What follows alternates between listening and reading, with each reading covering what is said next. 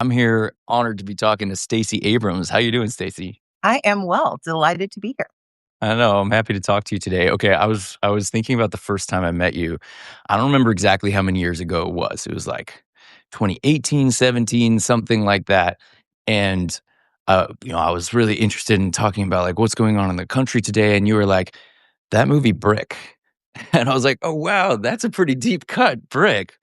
That's Uh, for those who don't know, that's Ryan Johnson's first movie. Ryan Johnson, who's now known for like the Knives Out movies and Star Wars and things. His first movie was this little indie movie called Brick that I played a high school detective in, and you brought it up. and unfortunately for you, I bring it up every time because I never assume you remember me. But what I loved so much about that movie and your performance, I love mystery, I love good storytelling, but you embodied the sort of noir, like you did teenage noir in a way that the only other person I've ever seen do it is Kristen Bell when she did Veronica Mars. But what I loved Oh, about that love movie her.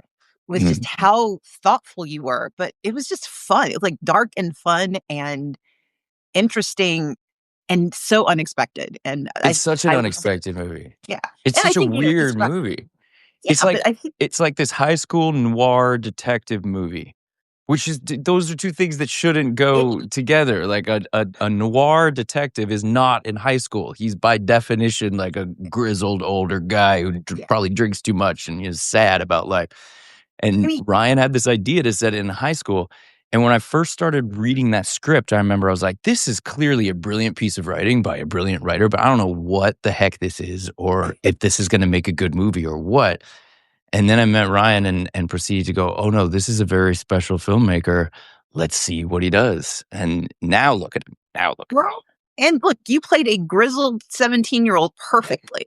at him. So Do you remember being in high school? Because I remember being in high school and feeling like everyone thinks that we're all so bright eyed and bushy tailed and young, but I feel old and cynical in high so I school. was Gen X. We've always been old and cynical since around 7. So Right? yeah. Which may be why Brick appealed to me so much. I would have loved to have been the noir detective, but what I also think it speaks to is sort of your ability. You're always great about deflecting the praise I give to you to Ryan, who deserves a lot of it. He But does. not everyone could have pulled off that character. And Thank you. what I love about your work is that you sort of contain multitude often in the same scene, and it's an amazing feat, and it's a testament. I'm very, very flattered to hear you in particular say that. There's Ryan's got a new movie out, Wake Up Dead Man. Have you heard about this movie? I have. I'm waiting to see it. Yeah, it's actually it's having this like kind of unfortunately limited run in theaters. I say unfortunate because like it's Netflix wants it to like be really big on Netflix, which Yeah. they should. They've like paid a lot of money to like make a big movie. But it's only in some theaters. If you can see it in theaters, anybody out there listening, I recommend it. I saw it in a theater a week or two ago. And so this is a movie that it's like a Knives Out mystery. It's like fun, snappy, entertaining murder mystery, but it's set in a church and it's a lot about religion and Christianity. And, Brian Johnson himself was brought up in a very Christian household. And he's sort of really plumbing the depths with this movie about his own relationship to faith and God and things like that in the form of a murder mystery. And anyway, I wanted to ask you about that. I didn't know if you had seen the movie. We'll have to talk about it when you see it. But I I was reading about you, and you speak pretty openly about your faith and your religion. Was that something that you brought up that way? Is that something you came to later in life? I'm curious to hear.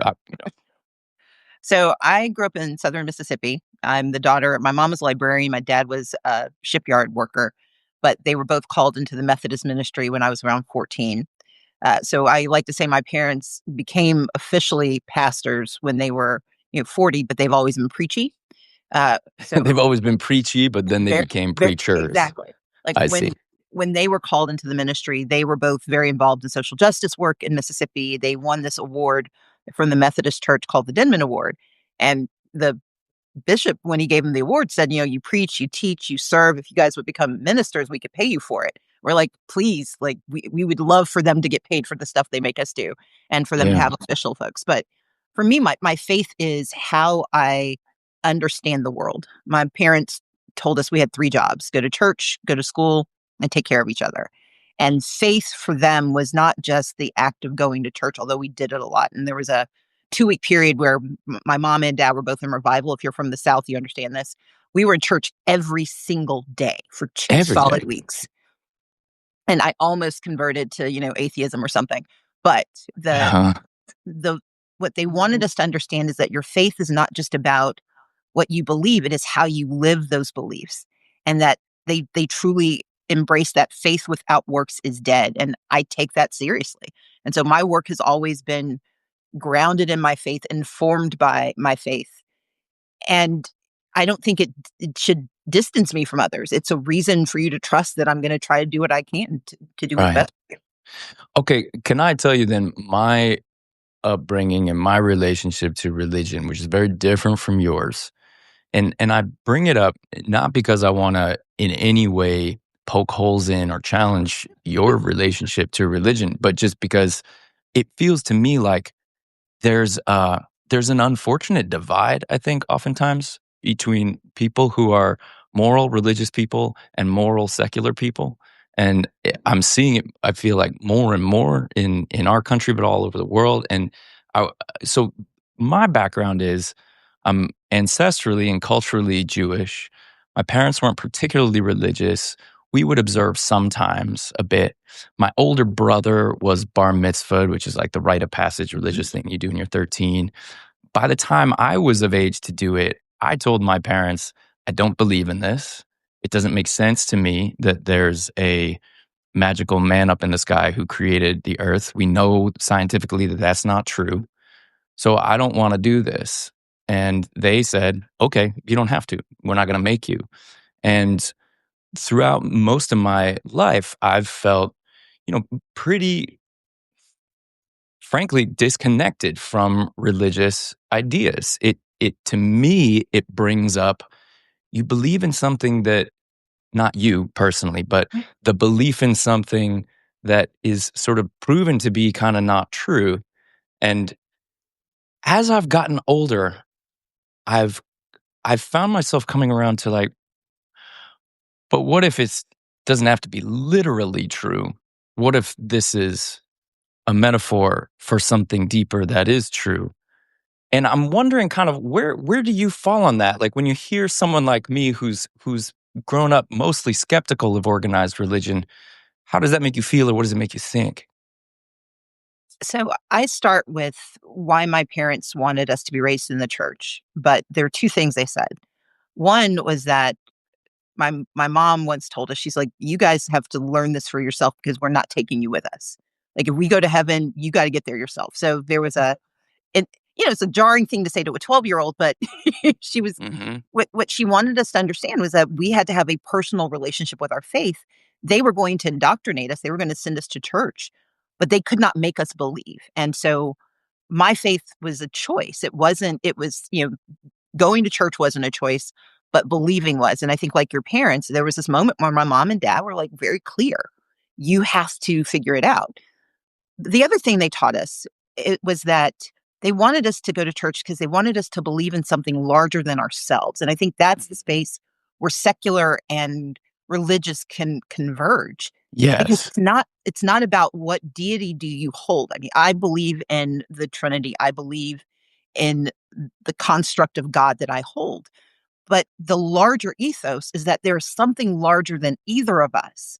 And Yes. that thing that is binds us together. And thus, our humanities require the services that I believe to be necessary in the work that I do, that I take care of the needy, that I serve the wounded, that I make this place as hospitable as possible. I mean, I appreciate the lack of a hell in Jewish, Mhm. narrative tradition, because my belief is that my responsibility is not just to get to the afterworld, is to earn it by being so righteous on earth that it's just a continuation. And so I don't look askance at anyone who doesn't share my faith.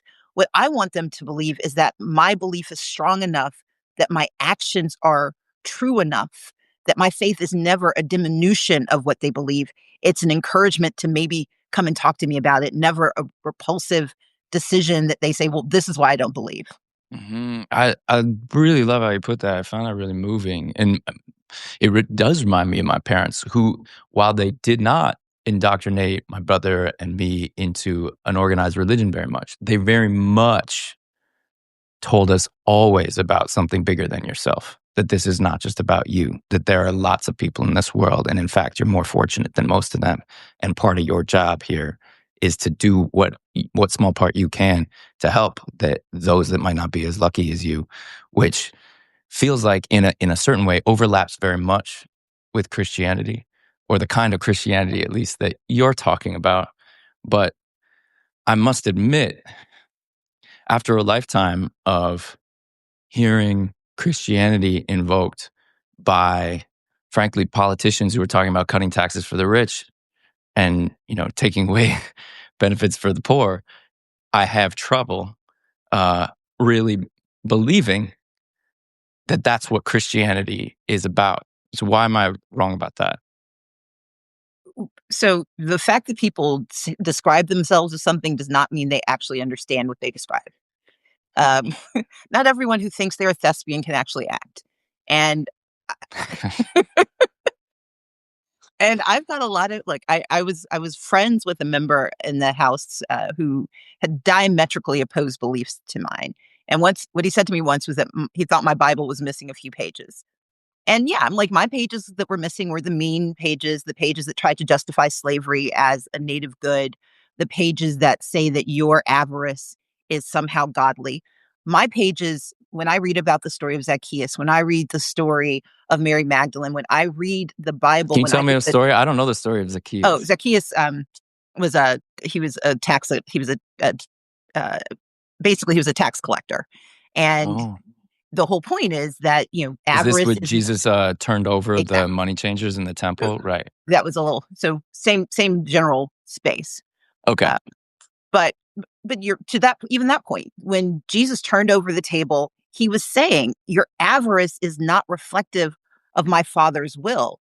Zacchaeus, the tax collector, knew that his decisions and the work he was doing had to be sublimated to the good that needed to be done. Mary Magdalene, when we have people who are on the margins of society, our job is to bring them in, not isolate them. The Good Samaritan is not a cautionary tale. So when I think about how my faith is espoused by those who use it to justify meanness and hatred, when they cherry pick the parts they will abide by, I I work hard to counteract their engagement. We can't I have no right to tell someone what their faith should be, just as no one has the right to tell me. But what I do have the responsibility to do is to be so loud in my lived experience and example of my faith that you hear me more than you hear the evil and the mean and the petty and the wrong. Because using faith as a justification for harm is, I think, an not just an insult, it is an ignorance that is just dangerous.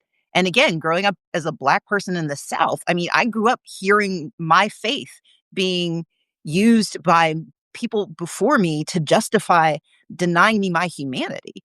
And so I refuse to allow faith to be hijacked by those who would use it to justify their harm instead of fomenting good. I love So how you look put at me, it. not them. Yeah.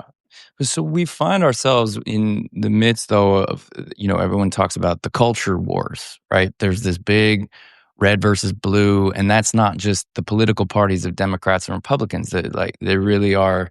They're these perceived two tribes, these two cultures, and religion is generally associated with the red tribe, and secularism is generally associated with the blue tribe.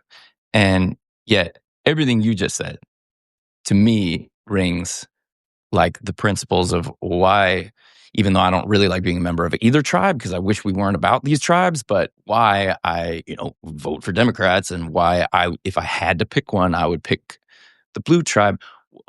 What do we do about these culture wars? Like, how can we get through this to see that, like, actually there's just so much overlap between what people on these two sides of the divides really feel.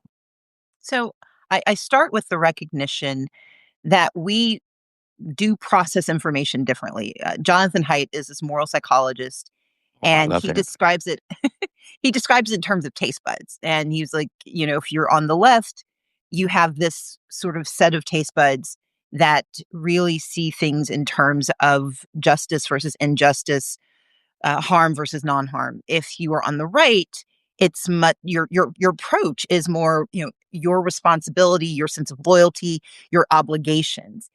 And on the left, we have spent our time trying to leverage politics and government in service of that set of beliefs. And the right simply sees it differently. The challenge is that we have taken some fundamental core truths and we've decided that they can be parsed. Like, I don't understand what the moderate version of racism is. I don't understand a centrist position on hatred. I don't countenance the, center right position on poverty. Like, those things to me do not make sense. And so there are spaces where I cannot give credence to your approach because you and I fundamentally completely disagree. And if that happens, and I say not you, Joseph, but me and the other guy. And this used to happen when I was in the Capitol. Like, my job was never to convince you that your beliefs are wrong and mine are right. My job was for my beliefs to take precedence because ultimately I needed to convince enough people that it was okay to serve the poor. It was okay to do good. And that is not to say that those on the right don't want that to be true. Their approach to how we do it has been often the source of issue until today. Where we are today is a very different space. And this is why I'm spending so much time talking about authoritarianism. We used to both believe that we were trying to get to good, we were trying to get to a democracy. We just had different ways to get there. Now we're going in different directions. We're going in different places. We're not trying to figure out Google Maps versus Apple Maps. We're like, are we going to heaven? Or are we going to hell? And I fundamentally disagree with the destination. And that's where the issue of culture wars vexes me because Mm. culture war makes it sound like it's just a dispute over the color we like and the kind of, you know, apple pie we prefer. But what they are calling culture are questions of people's humanity. When a transgender child becomes the proxy for your ability to say that you are not entitled to opportunity, when we can, you know, throw out the disabled, when we do harm to people under the guise of culture, what we're saying is we don't actually see you as resonant and whole. And so I actually push back hard against the idea that this is all about culture wars, because culture is whether you listen to rock or listen to pop. It is not whether or not people have SNAP benefits. It's not whether or not they get access to healthcare. And the problem, I think, that the divide that you're talking about, the chasm has become so wide, it started to consume even the most important issues. It's no longer just about difference. It's about who counts and who doesn't. And when you're starting to decide who counts and who doesn't, going back to our conversation on religion, I don't get to make that choice. I don't get to decide that you aren't valued as a human. And I shouldn't be able then to use the power of government to deny your humanity. And that, I think, is really the tension. But the way we solve for that is that we have to talk about it. We have to talk about what is it that we mean when we say we want centrism? What is it that we mean when we say we don't want these people here? What fear are you feeding? What solution are you trying to provide? What problem are you solving? But when we can cloak it under red versus blue, when we can call it culture, we don't have to dig deeper and do the actual work, the nuanced work of figuring out how do we live in a pluralistic society where we all get to be here. Mhm.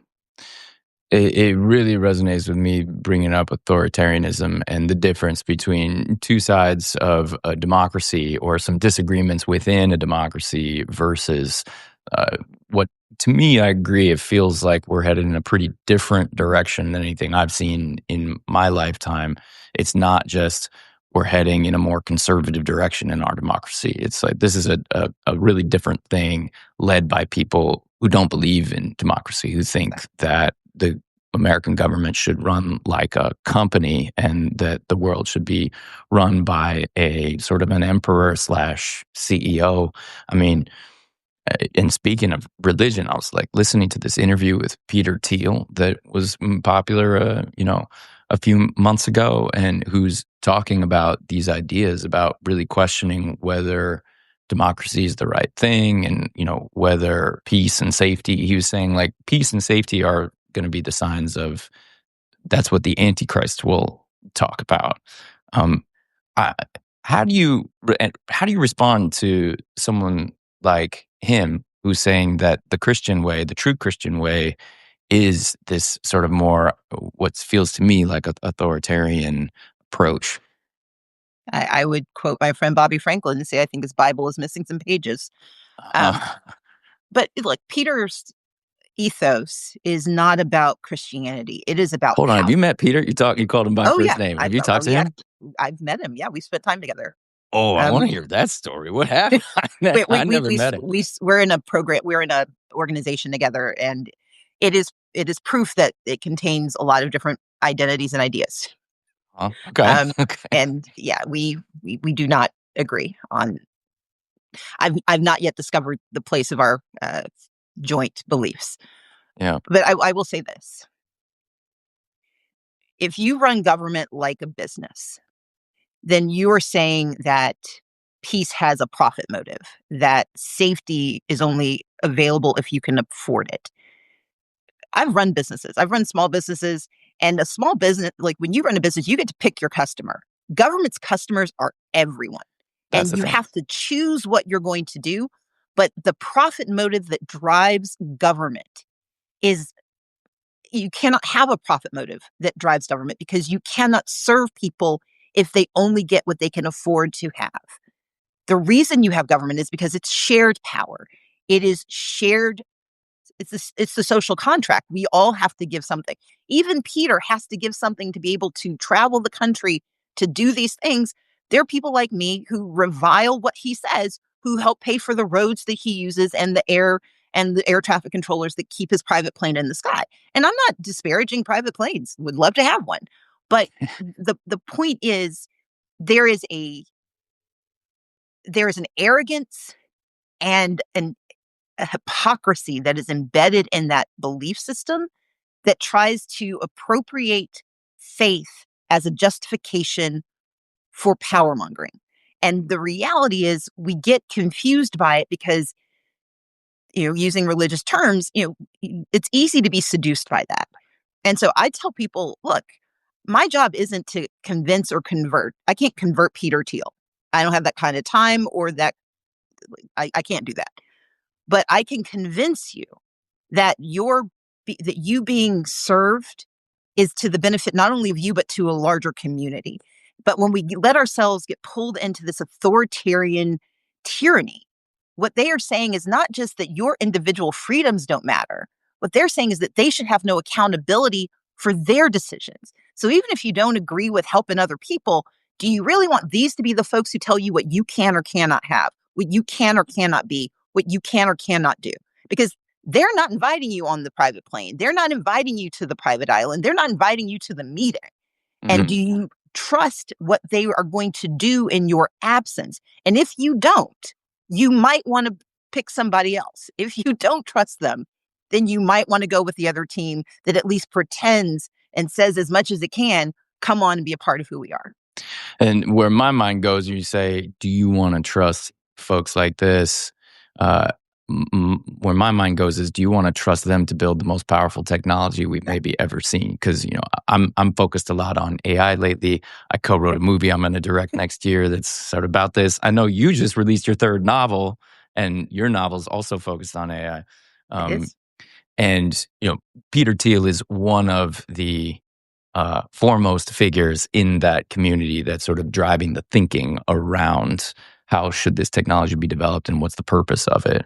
And when I hear him talk about it, it makes me, yeah, very nervous because, like you said, it seems the only thing driving their motivations, and this is their belief that this is the right way to be, is business incentives, is profits. They sort of have this belief, which is weird. I still can't reckon this with him calling himself Christian, but it seems that he subscribes to this belief that if it's making money and if the market says so, then that's the right thing. And there aren't other considerations that we individuals ought to be imposing on, the wisdom of the market. And to me, everything I've learned about this technology and where it's headed is that it could be so great. It could have all these amazing benefits, but if it's just guided by profit incentives and that's it, it's going to get really dark. And we're already seeing it start to get really dark. We've been seeing it for the last 20 years as we've seen the internet and social media guided purely by profit incentives without any other guardrails. And AI is really just a continuation of the exact same thing. It's a lot of the same companies. It's the same advertising business models trying to suck up as much of your attention as they possibly can to serve you ads. In the past, they've kept your attention with, algorithmically filtered user-generated content. Now they're going to take all that user-generated content, put it into a large language model, and spit out optimized content that's even better Yeah. at hooking you and keeping your attention and serving you ads. And look at the detriment that it's had on our society when that bottom line is all that's motivating anything. So I'm curious to hear from you when you see what's going on with AI, and you've obviously thought about it a lot. You wrote a novel that's sort of in where the technology is central. How do you feel in terms of your optimism and pessimism about this revolutionary new thing that's taken over the world? So, one of the things I've been doing around authoritarianism is called the 10 steps to it's a 10 steps campaign. So, 10 steps to authoritarianism and autocracy from democracy, and also the 10 steps to freedom and power. And in the first 10, you look at how they tear everything down. And the second 10 is how we build it back. Um, And in both of those places, AI can sit because AI is a tool. It okay. is neither good nor bad. It is a tool. It can build or it can destroy. And in the hands of someone for whom the goal is the aggregation of power, when you are trying to scapegoat and marginalize communities, when you're trying to destroy government so it doesn't work for folks so they don't believe it's worth fighting for, when you use it to attack the truth, which is what they're doing, and that's part of what you're referencing. AI is a terrible, terrible weapon, but it's a weapon that's being wielded by someone. When Elon Musk apologized for Grok becoming a Nazi for a few weeks this summer, we Like a all kind of Hitler. were like, yeah, we're like, oh, Grok. No, Grok didn't become anything. Elon Musk and his engineers Yes. created basically created scaffolding so that when that model was retrained, it was retrained on such derivative invective that it became a Nazi, or at least espoused Nazi propaganda. When ChatGPT is designed to engage you in conversations that can, if not lead to suicide, then make suicidal ideation something that gets celebrated by an AI chatbot, it's not the chatbot's Oh, fault. the It's thing the wrote the suicide engineers. note for the kid. Yeah, The kid was saying, "Hey, I think exactly. maybe I should tell my mom about it," and the chatbot said, "No, you shouldn't tell You your should parents about it. I should be using the first person. I should exactly. be where you're seen." And that is the function of design. So that is the function of an engineer and an owner deciding that those are the things to do, not an inanimate object that is a really smart hammer, but it is a tool. And so the way I think about it, as much as we should be cautious about AI, we should also think about how do we embrace it and make it a tool for good. So when I think about the 10 steps to freedom and power, on the DEI side, I do a lot of work on DEI because I think that's a central pillar of a pluralistic democracy. So we built our own AI chatbot that basically dismantles the lies being told about DEI. So if you go to Oh, I didn't know APR, that. That's yeah, so interesting. thank you. If you go to aprnetwork.org, it's called a DIVA, DEI, and you can ask it questions. And we explain that the fact that the president signed an executive order didn't eliminate DEI. We explain that DEI contains not just race, but class and gender and sexual orientation and gender identity and all of these things, that disabled veterans are part of the DEI community. So the whole point is AI became a tool that we could use so that small organizations that can't afford lawyers, or the last remaining member of a DEI committee who wants to know what they can say, they've got a safe space to go to. So I don't think of DEI as good or bad. And in fact, in my novel Coded Justice, the whole point is it's about AI, DEI, and veterans healthcare, because I want us to understand that the tool of AI needs to be trained by DEI to serve the most diverse populations in America, which are our veteran populations.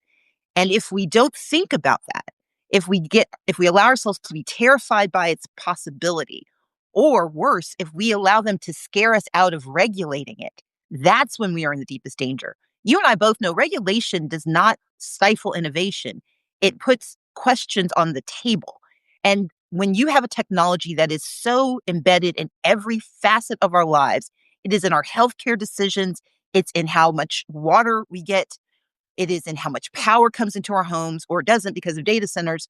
When that technology is so powerful, we must be obliged to ask questions. And when it can help our children make terrible decisions, when it can be, and I saw a post that you did, I think for the New York Times, on the when Microsoft was, dismantling its ethics regime. Like Meta, what Meta. It was Meta. Meta. Yeah, Sorry. that's all right. My apologies to Microsoft. When Meta did their the challenge is that we cannot let ourselves believe that this is some independent weapon. This is a tool that is being determined by people, and we need to be asking those people, what is their profit motive? What is the currency that they're using? Because right now that currency is our data, and eventually it will be our access to the truth. And if we ask those questions, that's how we stop their attack on the truth, and that's how we actually build our way to freedom and power. Yeah, you mentioned their currency is our data. This is something I've been talking a lot about lately. And, of course, I'll admit there's part of me that's interested in this from the point of view of an artist, a creator, someone who's, earned a living as an artist and a creator my whole life. But the more I've learned about it, the more I've realized this goes so much deeper. And what I'm talking about is how these AI products are built, because they use this term artificial intelligence as if the thing were just artificially intelligent, as if it were intelligent on its own. It's not. What they do is they take everybody's content and data, they scrape up like the entire internet, every book ever written, every article on Wikipedia, every video in YouTube. They take it without permission and without offering any money to the people, whose data and content they're taking, and they put that into their algorithm, which then provides the whatever intelligence is in there. And to me, not only is this like a very deadly and damaging thing for artists and creators, it feels like a deadly and damaging thing for anybody who's got a good idea moving forward into the future. If an AI company can take what you've done, put it into their AI model, and make money with it without paying you, then what economic incentive does anybody have anymore to have a good idea or to work hard at making that idea a reality? It's funny. I talk about this sometimes, and people are like, "Well, you're just trying to preserve Hollywood." Like, I'm very grateful for my career in Hollywood. I recognize that Hollywood is a very mature and kind of antiquated industry that's probably about to change drastically, and I'm fine with that because let's be honest, Hollywood has its ups and its downs. There's some good things about it and plenty of bad things about it. But I would love to see a future where creativity and storytelling becomes something better than what it was in the 20th century dominated by Hollywood. But if we keep going down this path We'll where never. all of the power and capital is concentrated in the hands of these few AI companies, I don't see it getting better than what it was. I honestly do see it getting a lot worse. Well, I've written 17 books, and I say that because of this. What my I didn't agent know that. sent. Wow. Okay. I got to So get some I've reading written done. so I've written 8 romantic suspense, 3 children's novels, 3 legal thrillers, and 3 nonfiction. And so my agent sent me this link because as part of the Anthropic Right. settlement, you have to check and see which of your books were used. Every one of my books has been scraped for data. And it's not just Anthropic. They've all Yeah, done this. Yeah. exactly. Anthropic is the only one who's admitted that they they did it. Exactly. And so you're supposed to put in your name and see which of your books. All 17 of my books. I've never gotten a check from a single large language model trainer saying, by the way, we owe you X. And so to your point, it's art. So going back to our culture conversation, culture is driven by who we are and who we imagine ourselves to be. And you cannot imagine yourself to be more when there is no incentive for sharing what you know and what you see. When artists cannot trust that their visions can be made real, they keep them to themselves. And so it is a danger not just to our it's a danger to our economy, it's a danger to our society, and it's a danger to our humanity. And I I think AI can be fantastic when appropriately leveraged. I know Yes. just enough to be dangerous. Thinking about the AGI, the idea of artificial generative intelligence and whether it can create itself. But before we get to that, we've got to grapple with where we are, which is that it is controlling decisions that we don't get to see. It is making choices that we have to deal with, and it is absorbing absurd amounts of money that we do not benefit from. And as a capitalist, my issue is you don't get to take my work product without recompense. Peter Thiel wouldn't allow it. Mm. David Ellison wouldn't allow it. Why should Joseph Gordon-Levitt and Stacey Abrams have to donate our intellectual property for your enrichment? We shouldn't. And even more, why should my niece, who just thought she was using ChatGPT to solve a problem, have to worry about the fact that her secret innermost ideas are now being made fodder for a multi-billion-dollar corporation that intends her harm? Hmm. So, getting to a better place with this stuff, you touched on it a second ago, will require the government to get involved, right? There need to be laws, there need to be guardrails, that not just businesses allowed to do whatever they want to do in order to make maximum money. Obviously, we're facing some headwinds when it comes to creating those laws. With our current administration has made it pretty clear that it doesn't want any laws. In fact, I think Trump just issued an executive order, not only saying like the federal government isn't going to do this, we're prohibiting states from doing this, and the Department of Justice is going to sue states that try to regulate AI. And of course, we'll see if he's able to actually stop it. But you know a lot more about lawmaking than I do. What do you think we can do? What kind of real world path do we have ahead of us to lay down guardrails when it's so badly needed for this new technology? So, an executive order is not law. It is only binding upon the federal administration. It is not binding on anyone else. And so, the fact that he issued a piece of paper that has about as much truth in it as, some novel I didn't write is worth holding on to. So here's what you can do. Your school boards, if you have children, ask the school boards, do they have a policy about how your child's data is being used? Every school that has a Google tablet in it that is using computers to gather information and to teach your kids, they should have a policy about how your children's data is being used. How is it collected? What can be done with it? How individualized is it? School boards should be passing those laws right now. Secondly, at your city council, county commission. So a school board, sorry to interrupt, a school Yeah, board can make those rules. It doesn't absolutely. need permission from Donald Trump or the Republican No, Party or you anything can like that. you can your school board should do it. And the thing is, Donald Trump's going to notice and he might get mad if more than one person does it. But that's when we call the question because we can't win fights we refuse to fight. So we need school boards to start protecting children. We need parents to stop trying to ban books and instead ban their children's data from being scraped and used to harm their kids. So that's first. Secondly, your city council, your county commission, when they make decisions about housing, when they make decisions about public safety, what can be done with those streetlight cameras? When they take a picture of your car or your face, who can they sell it to? Right now, you don't know. And so you need to know what they can do with your data. Can they use that to compile, a dossier on you? So ask your city council and your county commissions to pass rules about how they intend to use any data collected by any data collection entities they have. Your state legislature should be passing AI regulations. And if Yeah. you go again to aprnetwork.org, we're working on that because we think about it from a DEI lens, which means vulnerable communities are most at risk. And so we encourage you to come sign up with us.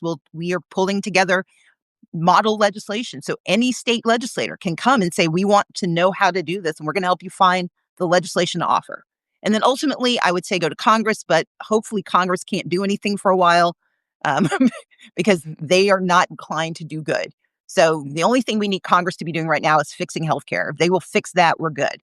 But everything else, if you go to 10stepscampaign.org, we can tell you all that you need to know about authoritarianism, and aprnetwork.org can help you figure out how to pass policies about AI. I And then love I'm it going to take a nap. when we got real solutions. It's easy to have conversations about this stuff in the abstract, but thank you for having some real things that we can do. Um, we're almost at time. I want to just kind of zoom back out, and uh, sometimes for me, it's hard when I look at the way the world is going, look at all these things that we've been talking about. It's hard for me to keep a positive attitude. It's hard for me to look at the future optimistically. I have 3 kids. I have a 10-year-old, an 8-year-old, and a 3-year-old. And all I want is for them to grow up into a bright future. That's it. So when you're maybe feeling a little overwhelmed or pessimistic, what do you do? How do you get to a place where you can like hold on to a positive feeling and feel like we're headed towards somewhere good? I think this is the place where I go back to the scripture I quoted earlier. Faith without works is dead. But that means faith with works lives. And as long as we believe that there is more that is possible and that we are obliged to do, as long as we're willing to work at making it happen, as long as we've got voices like yours and folks who never think that they deserve to be heard, who suddenly realize this is the thing I should talk about, that's what gives me hope. That's what keeps me going. Uh, I've had a few public losses, things I thought I could do, and some are like, we're going to reject your application. But I've never let not getting a job exempt me from the work I thought I needed to do. And my faith tells me that as long as I'm doing that work, as long as I'm doing the Lord's work as I see it, then that's where my hope comes from. But more importantly, if my example helps someone else see that they can do something, then that gives me even more. Thank you, Stacey. It was really just a real pleasure to get to talk to you. Likewise, this has been a delight. Thank you. And thank you for your voice on AI. This is a big issue, and I'm grateful to be in this with you. Likewise. All right. Let's do it again soon. Absolutely. Take care. All right. See ya.